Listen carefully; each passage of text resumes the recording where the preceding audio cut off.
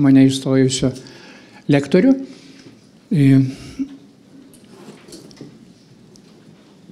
Aš esu medicinos universiteto absolventas, tiesa, tas buvo seniai, 70 metais, ir baigiau aš biofizikos skyrių. Gydomojo fakulteto biofizikos skyrių ir tas leido man, tas mano background studijų,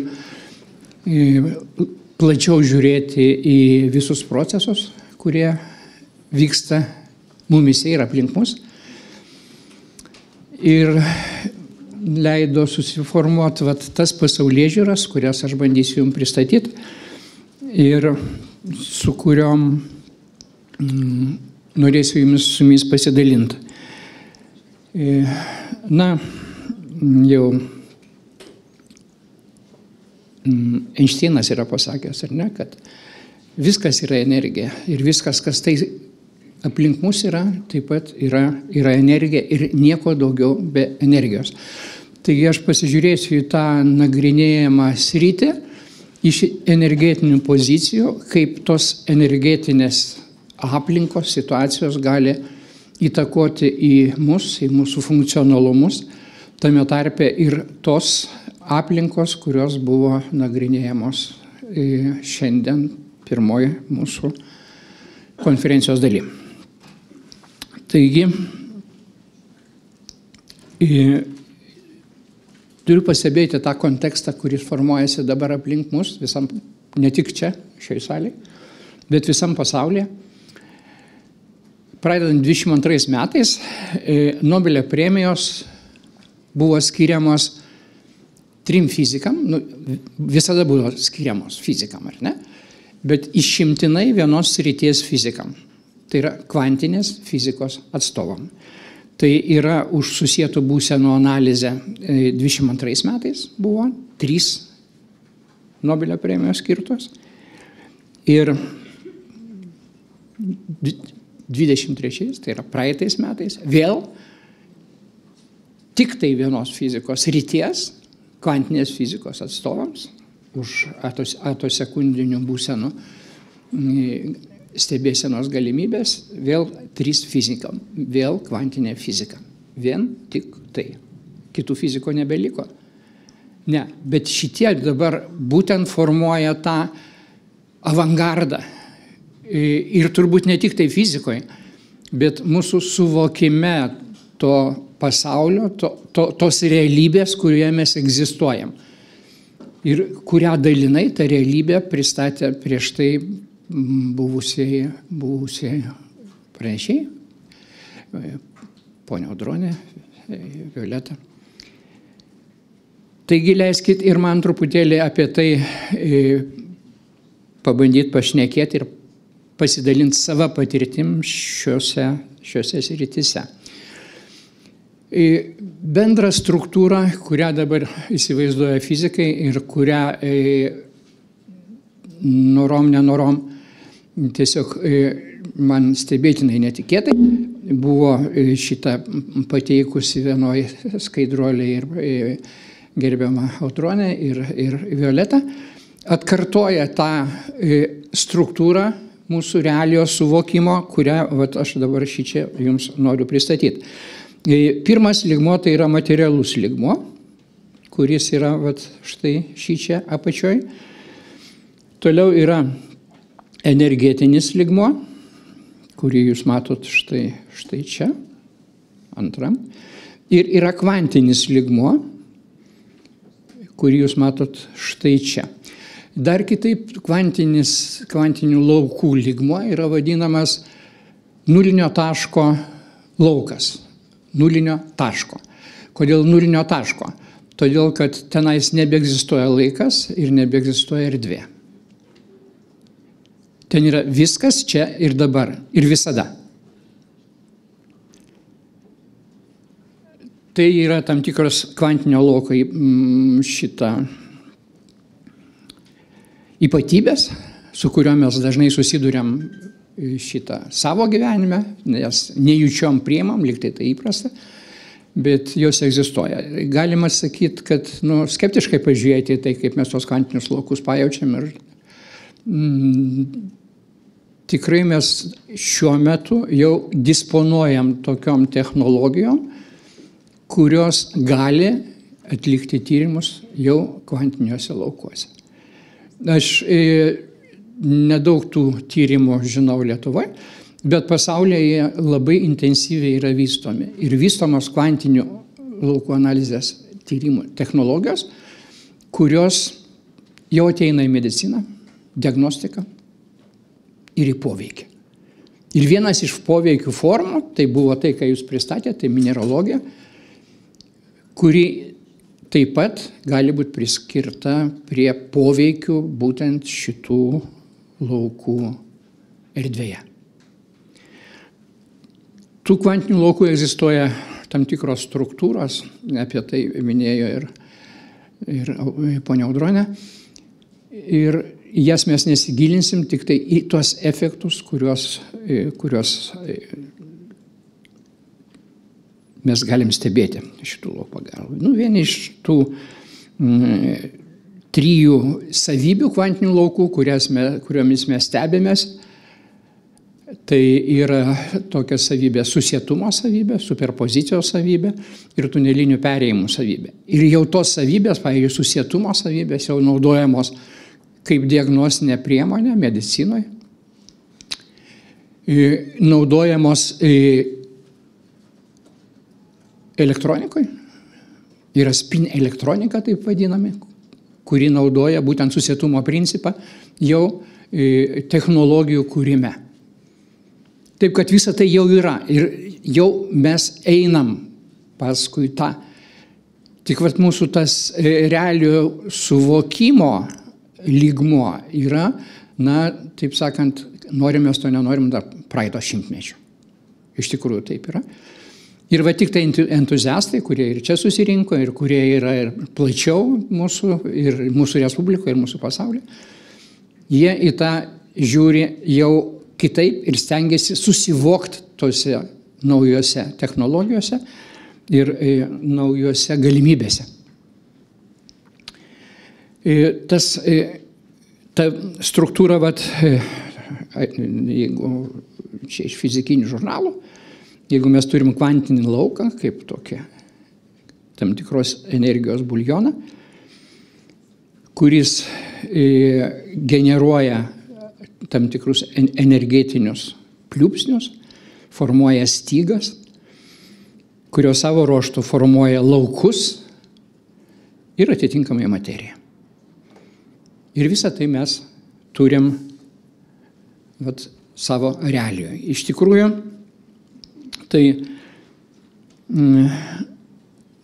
tai koks projektas yra suformuojamas kvantiniuose laukuose, per energetinės struktūras, per materiją realizuojasi šičia Žemėje. Ta jau sakė ir ponia Audronė, ar ne? Tik tai yra de facto. Šitie dalykai jau yra įrodyti. Ir yra eilė mokslininkų, kurie tyrinėja tas struktūras, kurių pagrindų yra generuojama materija. Rupertas Šeldrokas toks yra šitą pasaulio mokslininkas, kuris kalba apie morfogenetinės struktūras, kurios yra formuojamos būtent kvantiniam tam nulinio taško lauke ir pagal kurią yra realizuojami projektai materijoje.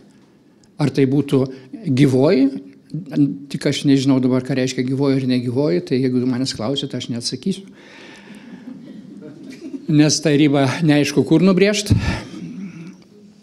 Taigi, pagal tą projektą yra formuojama tam tikra materija. Ir žmogus projektuojamas yra tenai ir pagal tą projektą yra realizuojama struktūra, tokie gražus kaip, ne kaip aš, bet kaip eilėšičiai jūsų yra. Apie tą pokytį mūsų realijos suvokime kalba daug mokslininkų. Vienas iš jų yra toks Gregas Bradenas. Jį galite užsirašyti ir jo yra puslapiai ir jisai kviečia į pasimatymus ir pokalbius šita internetinė erdvėje, tai yra šita branduolinės fizikos inžinierius, kuris savo visą gyvenimą dabar skiria švietimui, pasaulio visuomenės švietimui, tiems, kuriems įdomu susivokti tame, kas darosi aplinkui. Tas pasaulėžiūros kampas keičiasi. Jis pasidaro ženkliai platesnis ir netaip siaurai kviečiama žiūrėti į tą pasaulį, kaip mes mokinome būti, pažinti tą pasaulį. Mūsų tradicinės vertybės buvo formuojamos mokykloje ir turbūt dauguma mokyklų Lietuvoje dar formuoja tą patį, ar ne? Kad mes iš tikrųjų atsitiktinai kylom iš kažkokių tai šitą molekulių, ten žaibuojant, susidarė amino rūgštis, ten paskui iš jų kažkaip tai baltymai, vis kažkaip tai, paskui susidarė kažkaip tai ten ribonukleininės rūgštis, DNR, dezoksiribonukleininės rūgštis, nu ir vat atsiradom vat, tokie mes. Tai šitą, kaip mūsų požiūris į mūsų kūną, vėlgi išskaidytas, sukapotas dalim, ar ne? Kai mums suskauda ten, tarkim, širdį, jūs einat pas ką? Pas kardiologą, ar ne? Jeigu jums suskaudo plaučius, ar ne, peršalot, einat pas pulmonologą. Jeigu inkstai problemą, einat pas nefrologą. O kas jūs visą gydo? Kaip po tokį. Jūsgi esate asmenybė, bet ne instrumentų rinkinys. Nežinot? Ir aš nežinau. Tokio specialisto pas mus nėra. Yra lygtai šeimos gydytojai, kurie turėtų tokią misiją atlikti, bet jie tam neruošiami. Taip, gal aš klystu, gal jau pradėjau ruošti, ar ne? Greičiau jūsų entuziazmas vedė prie platesnio to pažinimo, ar ne? Bet iš tikrųjų jie negali to kompleksiškumo žmogaus apriepti, tai viena. Antra, nieks nemokina tą kompleksiškumą, nei suprast, nei pažint, nei tuo vadovautis. Taip, yra krūva mokyklų šitą pasaulyje, bet jų garsas iki mūsų dar nedaėjo.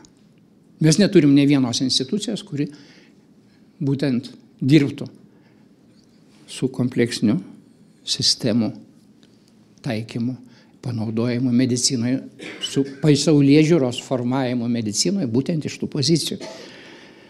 Taigi mes žiūrime į žmogų suskaldytai, į mūsų pasaulį žiūrim suskaldytai, į laiką, kad kažkas tai biškutį pasikeitė, kažkas tai pasikeis.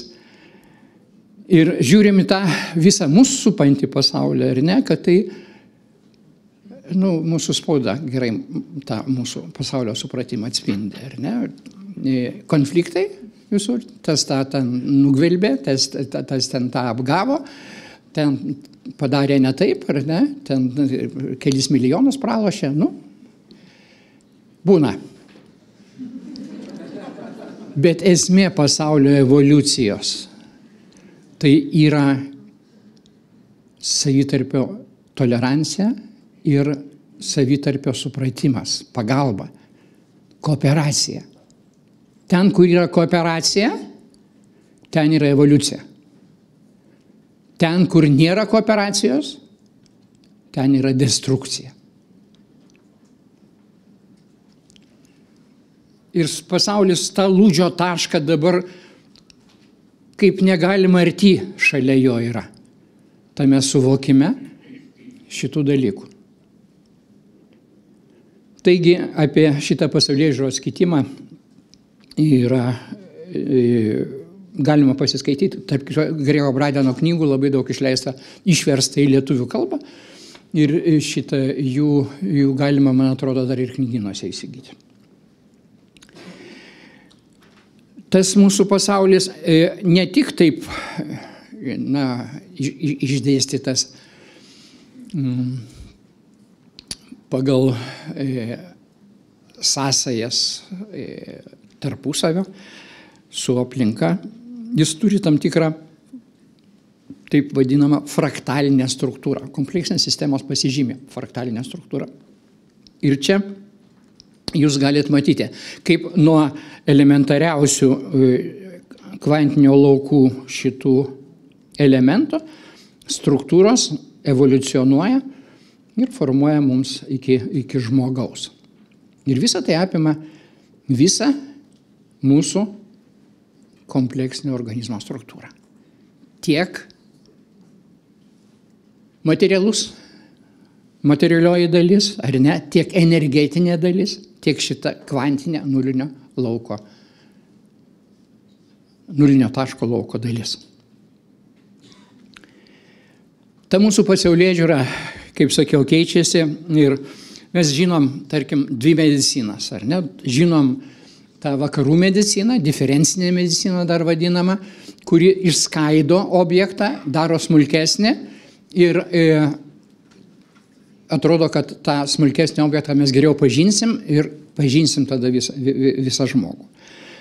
Ir tai yra diferencinis mąstymas ir yra holistinis mąstymas, kurį propaguoja rytų medicina, kada yra žiūrima į žmogų kaip į minimum 3 komponenčių darinį.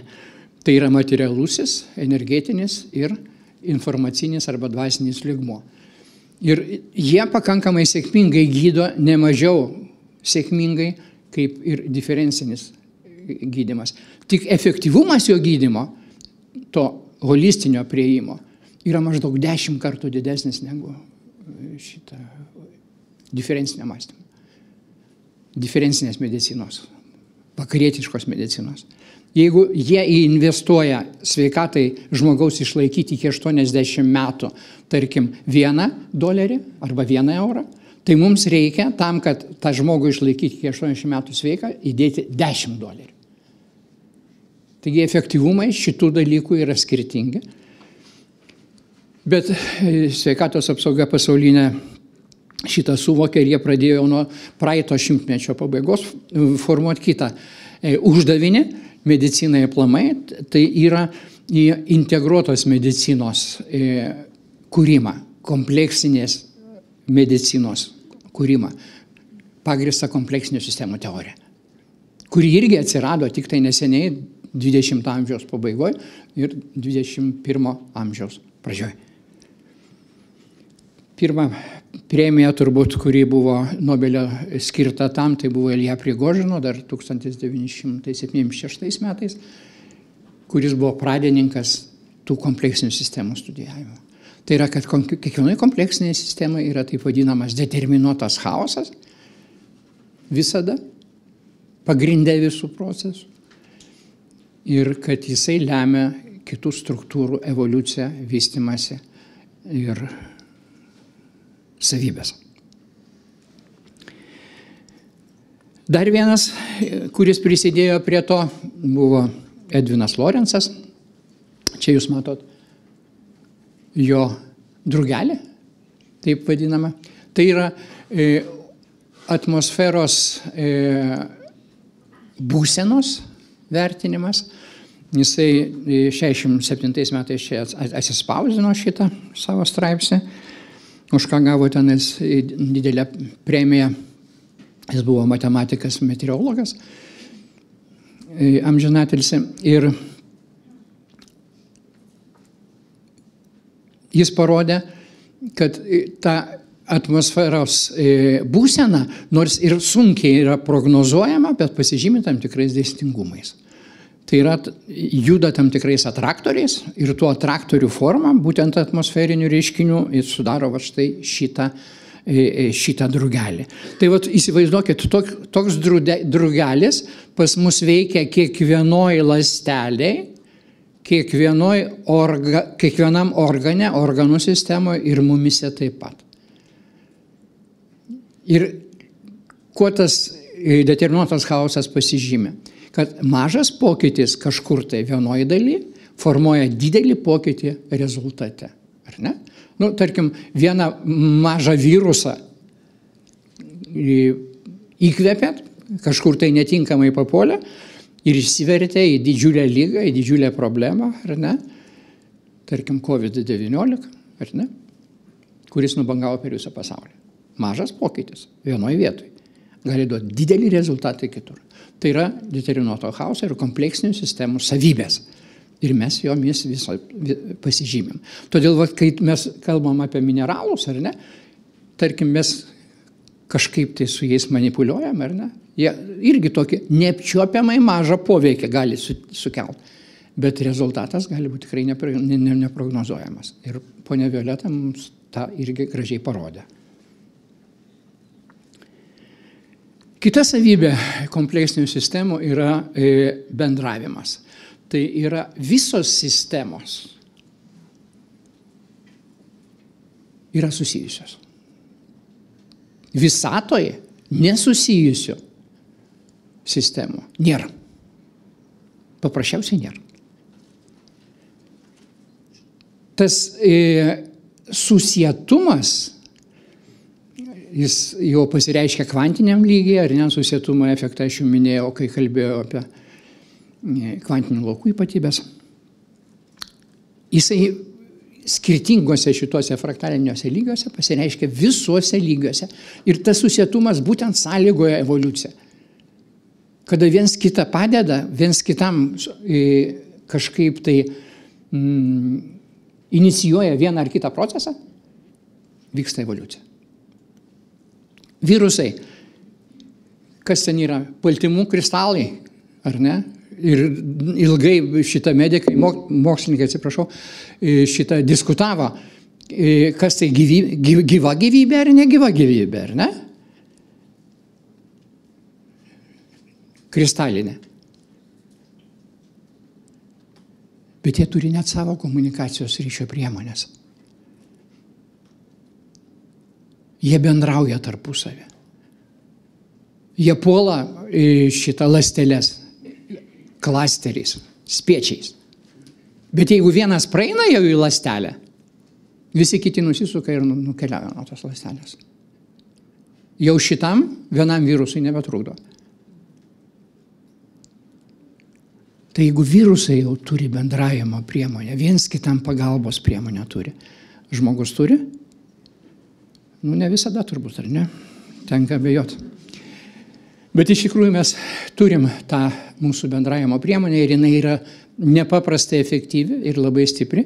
Ir jin pasireiškia mūsų intuityviniam lygmenį, ne tik materialiam, ar ne, kad aš matau, man gražu, taip sakant, viskas tvarkoj, bendraujam, ar ne, už žodžių kvepia žmogus, dar kažkas, tai ar ne, tam materialiam lygyje, bet ir energetiniam lygyje mes pastoviai bendraujam. Širdelė savo kiekvieno susitraukimo metu sugeneruoja maždaug 60 kartų stipresnį elektrinį lauką negu bet koks kitas organas. Ir maždaug 5000 kartų stipresnį magnetinį lauką negu bet koks kitas organas. Taip, kad mes kaip švyturiai tokie elektromagnetinių bangų burbule tokiam vaikštom kiekvienu savo tvinksniu. Ir jeigu pas mus gerai išvysta intuicija, ar ne, jeigu aš atėjau pas savo šefą į kabinetą, ar ne, pasižiūrėjau į jį ir man aišku, ar su juo man bendrauti, ar palaukti kitos dienos. Ir galiu išeiti. Tam lauke mes jau visą informaciją turim, nešam. Tai yra priemonė mūsų bendravimui. Ir kaip nekeista, kuo mažesnis, kuo žemiau esantis gyvūnas, tuo šita intuicijos forma, tarkim, ar ne, energetinės intuicijos forma, labiau išreikšta. Nesistebim, kaip mūsų šuniukas ar katytė laukia, kai mes grįžtam iš darbo ar ne prie durų. Jie tai jaučia netgi ženkliai stipriau negu bet kas kitas. Taigi bendraujant su gyvūnais, visą tai reikia užskaityti. Aš nežinau, kaip su mineralais. Bet aš manau, kad taip pat. Ką jūs generuojat savim, nes jūs ateinat su savo visu aš. Kaip visą tai atsispindi tenais. Nežinau. Taigi mes turim tą bendravimą ne tik tai pradedant nuo virusų ir šitą tęsiant žmonėm, bet ir tarp visos aplinkos. Tie 3 laiptukai, kur jūs matėt šitą oro durgelius tos iš Edvino, tai yra tęstinis bendravimas ir kitam lygyje su Žeme. Kokia ta mūsų sąsaja su Žeme? Mes skaitom laikraščiuose dažniausiai, ar ne, magnetinė audra ir ką, bėgam namo, slepiamės po kaldra. Vienus jis suaktyvina, ta prognozė, kitus atvirkščiai iššaukia tam tikras negandas, ar ne? Bet smegenų ir nervų sistemos aktyvumus keičia, užduočių atlikimo kokybę, kraujo spaudimą, kažkas tai minėjo man čia apie kraujo spaudimą ir kūrybingumą, ar ne? Taip pat įtakoja. Tie laukai įtakoja į mus. Ar jūs jaučiat jų veikimą? Kas jaučia, pakelkit rankas. Čia tik tokie ir susirinko, supratau. Taigi šita buvo toks baltarusis iš Gardino kilęs Čiževskis, Aleksandras. Jisai pradėjo studijuoti Saulės dėmes tada, kada tik tai pradėjo būti stebėtos. Tai čia nuo niutoninių laikų. Ir pradėjo derinti Saulės dėmių skaičių, fiksuojama, su socialiniais įvykiais, kas dedasi planetoje, su epidemijom, su karais ir taip toliau, ir taip toliau. Ir tas Saulės aktyvumas, jisai keitaliojasi, kaip mato čia, kas 11 metų. Gal žinot, kodėl kas 11? Taip, kieno? Kokio? Kas 11 metų Saturnas, atsiprašau, ne Saturnas, Jupiteris apskrenda aplink Saulę. Jupiteris yra didžiausia mūsų Saulės sistemos planeta, turi ypatingai galingą magnetinį lauką ir didelę masę. Ir ta jo orbita nėra tokia apskritiminė, bet yra elipsoidinė. Ir kai jisai priartėja prie Saulės, Saulė sukelia didelius magnetinius sūkurius, kurie išmeta protuberansus, šitą elektrintas dalelės į erdvę. Ir tie srautai dalelių Saulės vėjo pavidalo pasiekia Žemę. Ir tie dalykai kartojasi su Jupiterio ciklu, kuris išprovokuoja štai šitos dalykus. Ir Žemė būtent papuola į šitas audras. Ir štai šitaip mes patiriam jų poveikį. Čia yra jo knyga išleista. Taigi, iš vienos pusės tai gali sukelti šitos audros protinę painiavą, nusivylimą, nekantrumą, sudirgimą, nuovargį, susirūpinimą, įtakodami energetiškai į mus visus. Bet tai yra šita Saulės vėjas yra šitam išoriniam magnetiniam lauke stipriai. Tas išorinis magnetinis laukas, kai smogia Saulės vėjas, jisai suskamba.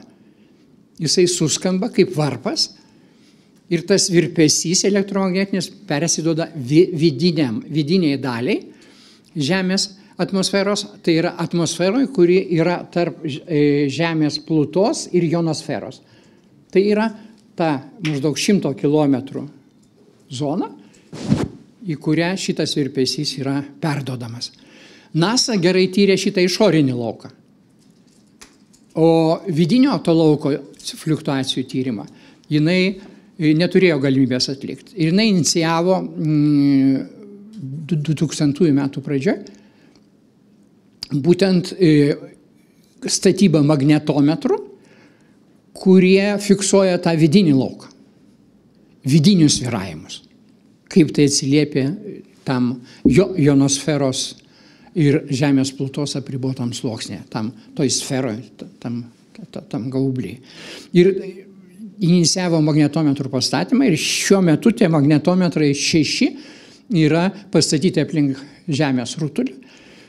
Yra Kalifornijoje pirmoje eilėje, ten, kur ir įpareigojo NASA, ten yra toks širdies matematikos institutas, HatMat institut. Jis turi savo puslapį, galite pasižiūrėti, ten labai įdomių daug darbų yra įvairiausių. Tai ten Kalifornijoje pastatytas. Paskui yra Kanadoje pastatytas, tiesiai per dinovidinį šitą į viršų.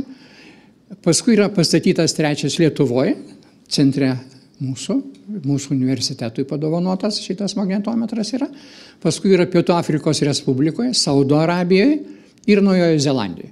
Iš viso šiuo metu yra funkcionuojantis 6 magnetometrai, kurie rodo tos vidinius lauko svyravimus.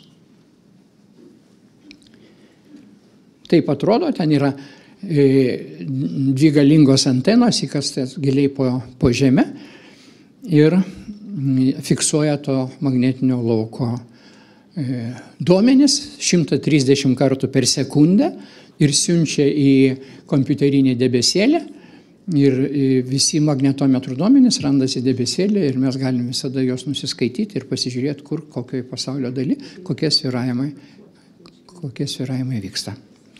Taigi mes turim štai tą vidinį sluoksnį, kuriame tie svyravimai vyksta. Ir tik tai kai kurie svyravimai vyksta neužgesdami, kiti užgesta. Ir tie svyravimai, kurie bangos ilgių įsitelpa į šitą visą erdvę, yra girdimi, matomi ir jie kaip bangos pastoviai mus skalauja. Mes gyvename tose bangose. Pastoviai, stabiliai. Ir dabar, ir kiekvieną akimirką, kiekvieną sekundę. Ir tos bangos, tik tai tam tikros šito erdvėje, jos kaip, tarkim, smuikas, ar ne? Smuikė virpina stygas, bet rezonuoja tai korpusas jo. Ir būtent tas korpusas rezonuoja tam tikrus garsus. Iš to mes atpažintam, kad čia smuikas, ar ne? Bet net sumaišyšim smuiko su altu, tarkim, ar ne? Ar su violončele, ar su kontrabosu. Skirtingos rezonuojančios ertmės rezonuoja skirtingiams virpesių dažniam. Ir mūsų Žemės atmosfera generuoja, palaiko tam tikras. Marse bus jau kiti virpesiai, Veneroje bus kitokie, dar kitoj planetoje bus kitokie šitie virpesiai. Tie virpesiai pirmą kartą jie buvo pastebėti vokiečių fiziko Šumano ir vadinami Šumano rezonansais.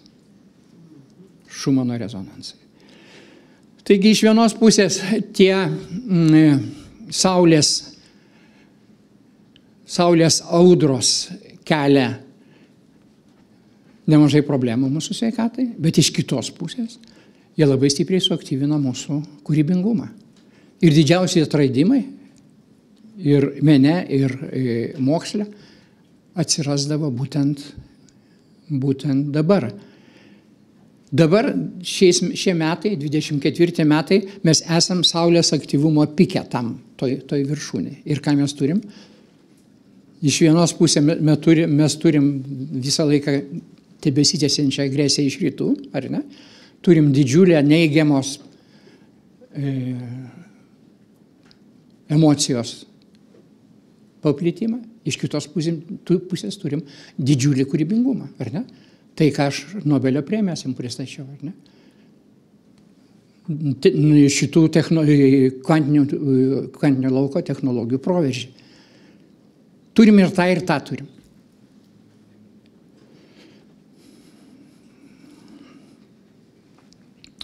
Taigi tas Saulės vėjas, kaip matot, jisai trinkteli pas mus į tokią sferą, į tą išorinį magnetinį lauką. Tas laukas pradeda virpėti, gausti kaip varpas, ar ne? Ir mes turim dvi sritis, tai yra šiaurė ir šiaurės, ar čia mato mano rodiklę, matot? Šiaurės sritį, kur Saulės vėjas įkrenta į atmosferą, ir pietų kryptį, kur irgi įkrenta į atmosferą. Į šiaurę įkrenta protonai, atskrendantis kartu su Saulės vėju. Tai yra vandenilio branduoliai, protonai. Ir jie smūgiuoja šiaurės pusrutulyje. Magnetinis laukas jos taip nukreipia. Į pietų ašigalį smūgiuoja elektronai. Bet protonas yra maždaug 1840 kartų sunkesnis už elektroną. Ir tada efektai, kurie matomi šiaurės ašigalį, yra ženkliai stipresni negu tie, kurie matomi yra pietų ašigalį. Na ir visokie atmosferiniai reiškiniai labiau išreikšti yra būtent šitą šiaurės ašigalį. Kaip matot, čia iš NASA paimta nuotraukėlė, tie protonai nukreipiamai yra į šiaurės ašigalį ir jie yra įsukami dar papildomai į tą piltuvėlį magnetinio lauko ir dirba jisai kaip greitintuvas ir smogioja į Žemės atmosferą. Ir Žemės atmosferoje susidaro tos pašvaistės. Šiaurės pašvaistė. Ir čia jūs galite matyti štai šitoj vietoje būtent besiformuojančią pašvaistę nuo šitų protonų.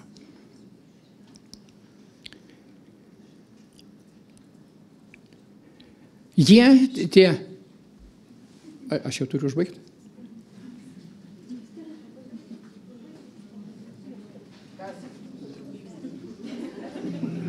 Atsiprašau, įsišnekėjau, pasimiršau laikę. Tada, jeigu leisit, su jūsų sutikimu, gerai. Tai jie sukelia virpesius, tos Šumano virpesius, labai žemam dažnių diapazone. Ar ne? Čia yra, kaip matot, čia šiaurės pašvaistės sukelti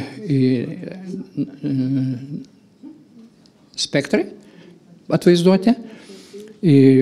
Ant X ašies yra laikas, o ant Y ašies dažnis. Ir čia yra 1 hercas.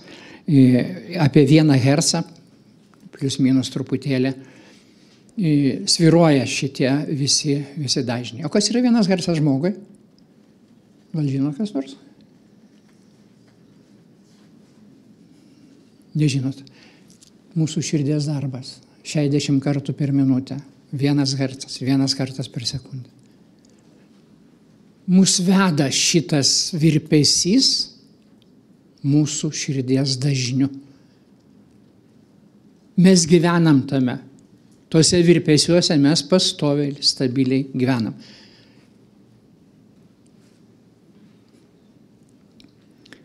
Čia yra 4 magnetometrų duomenys. 3, kaip aš minėjau, čia yra mūsų. Ir čia visi jie suvienodinti. Čia yra 1, tai yra Kalifornija, 3 yra Lietuva, čia yra 4, ar ne, Kanada, ir 5 Naujoji Zelandija, šičia atvaizduoti yra. Kaip matot, naktį tie Šumano rezonansai išnyksta, jie atsiranda dienos metu, tie aukštesnieji, ir jie taip ir sviruoja, mažėja, pakyla, mažėja, pakyla, kai Žemė. Kažkur tai čia buvo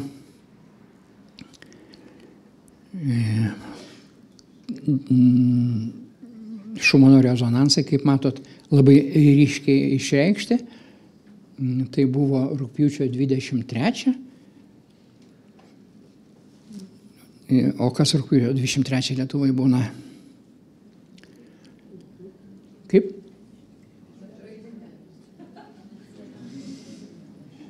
Juodo Kaspino diena. Ir tada buvo 25-metis. Ir tada buvo per Pabaltijo valstybės praktiškai vėl susivienyta ta žmonių grandinė ir buvo ypatingai iškilmingai švęsta šita data. Ir kaip matot, net Šumano rezonansai tai sureagavo. Ne tik mes reaguojame į šitos dalykus, visa aplinka reaguoja į tai, ką mes teikiam. Mes esame atviros sistemos. Kompleksinė sistema yra atvira. Jinai aktyviai bendrauja su aplinka. Mes darom įtaką taip pat.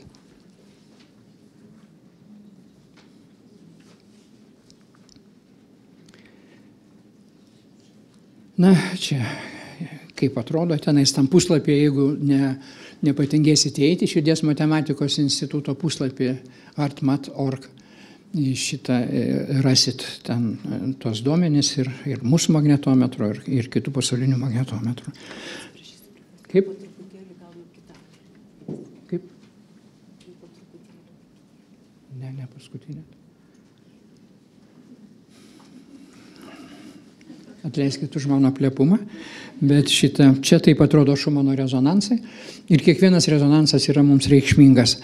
Tai yra alfa, beta, gama Šumano rezonanso dedamosios, kurios visos pastoviai pas mus egzistuoja smegenyse. Mes gyvenam šituose dažniuose. Tie dažniai mus veda per mūsų gyvenimą. Na, čia žemieji dažniai, taip atrodo realiai šitie Šumano rezonansai, kuriuos mes fiksuojam. Magnetometruose ten buvo teoriniai daugiau. Kaip mato, dažnumai visi atitinka ir tik tai intensyvumai yra skiriasi. Ir jie visi veikia. Mes esam skirtingo jautrumo truputėlį tiems Šumano rezonansams. Čia mes darėm tyrimą skirtingiams žmonėms, vyrams, moterims, ir vyresniems, ir jaunesniems. Tai kaip matot, reaguoja geriausiai į tuos Šumano rezonansus jaunesni vyrai ir vyresnės moteris. Ir jeigu pasižiūrėsit, iš tikrųjų, netgi į mūsų socialinę struktūrą, paimkite ekskursijas ar kur nors einat, kas dominuoja vyresnių amžių grupėse. Moteris. Ar ne? Kiek iš visos šitos auditorijos yra vyrų? Atstovai tik tai, ar ne? Dėja yra taip. Todėl jautrumas mūsų tiems energetiniams poveikiams yra skirtingas. Ir aš įsivaizduoju, tas jautrumas mineralams, ar ne, taip pat yra skirtingas. Ir tą jau galima diferencijuoti, jau tą galima matuoti. Mes ir fizinio krūvio atlikimo metu mes galim šitos dalykus matuoti. Net infarktų mes gaunam mažiau tada, kada energetika mus palaiko. Kada žemi dažniai yra dideli, mūsų infarktų mažėja.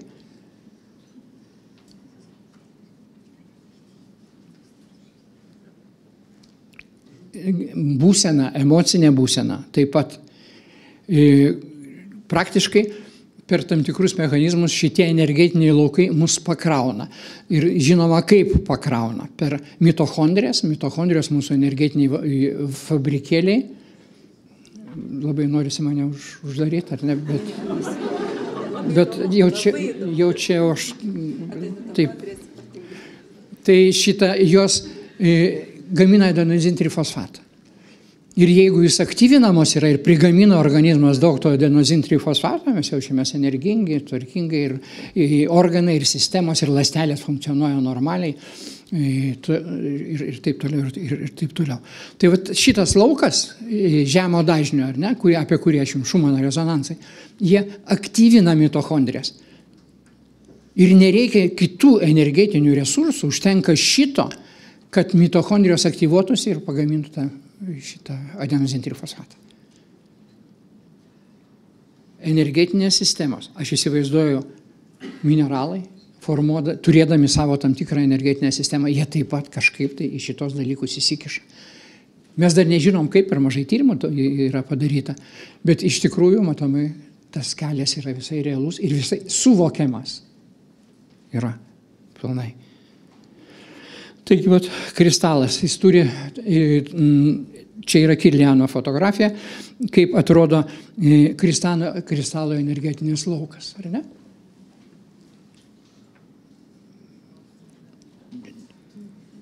Jis yra čia užfiksuotas, bet jis, aš įsivaizduoju, taip pat yra dinamiškas. Jis kažkaip tai sąveikauja su Žemės šito magnetiniu lauku.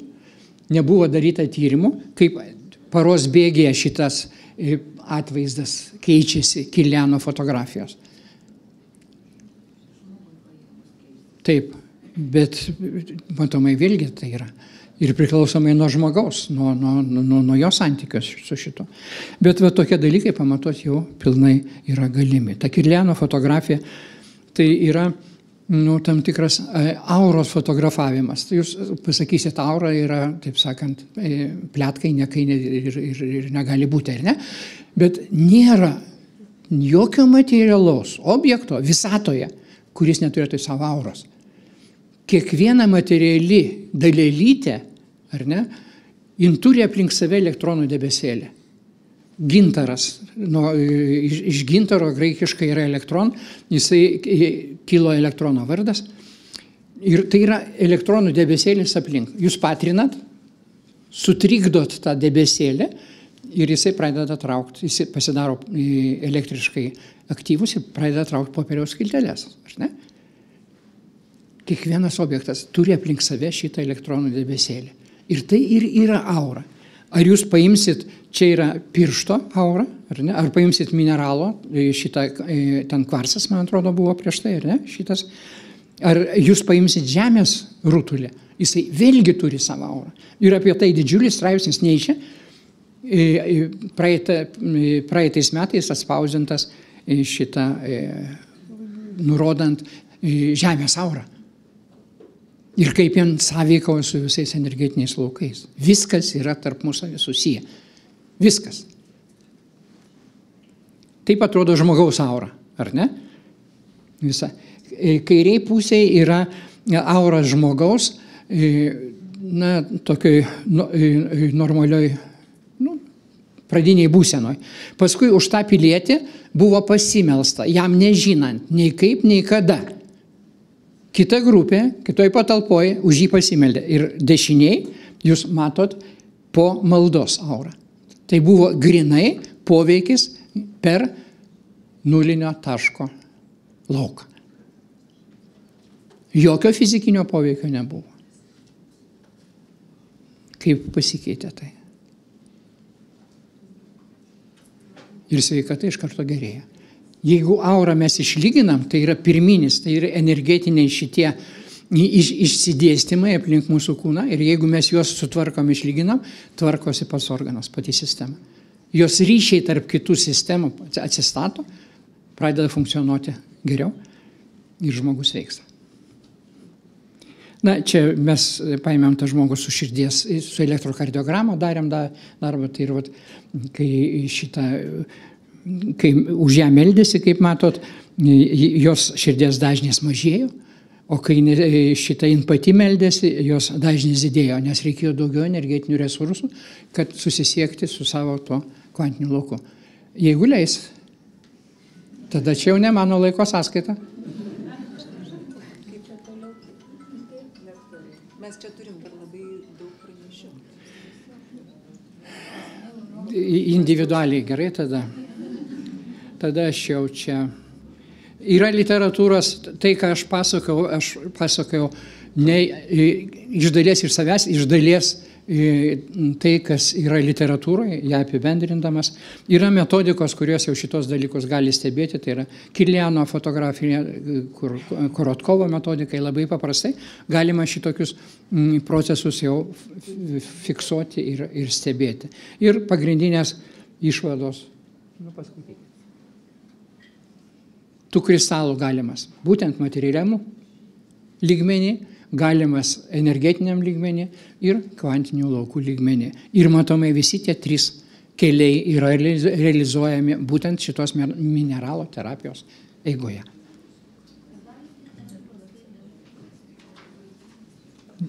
Viskas.